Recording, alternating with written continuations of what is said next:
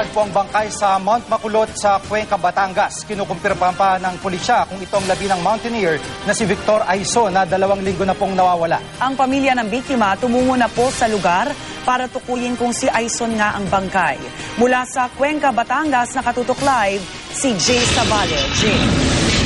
Jiggy, Rhea, patuloy ang retrieval operation sa isang bangkay na pinaniniwalaang sa mountaineer na si Victor Joel Aison na sinasabing 2 linggo nang nawawala dito sa Mount Makulot, Cuenca, Batangas. March 31, nang huling makita ang mountaineer na si Victor Joel Aison sa Mount Makulot sa Cuenca, Batangas. Ayon sa isang batang taga-barangay Poblacion 7 na isa rin sa mga huling nakasalamuhan ni Aison, dala raw ng mountaineer ang isang maliit na bag nang mag-isa umunong umakyat sa bundok noong alas 2:30 na madaling araw. Alas 9 ng umaga, nakababat nakarating pa raw siya sa isang tindahan sa tuktok ng bundok para bumili ng tubig. Yun na ang huling beses na nakita siya. Kalauna, nagsagawa na ng search and rescue operations para sa mountaineer. Puspusa ng paghahanap, lalo rito sa tinatawag na Rockies na mapanganib at matarik na bahagi ng bundok.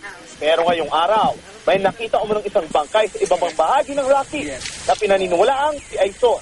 Ayon sa Cuenca Police Officer in charge na si Senior Inspector Joel Ilagan. Naipaalam na ito sa pamilya ng mountaineer at sa ngayon, tumungo na sila sa lugar para makuha ang bangkay at matukoy nga kung si Aison ito. Sa tulong ng 3 local residents, tila natuntun na nga raw ang kinaroroonan ng bangkay na pinaniniwalaang si Aison at patuloy nating babantayan ang issue na ito. Rhea? Maraming salamat, Jay Sabale.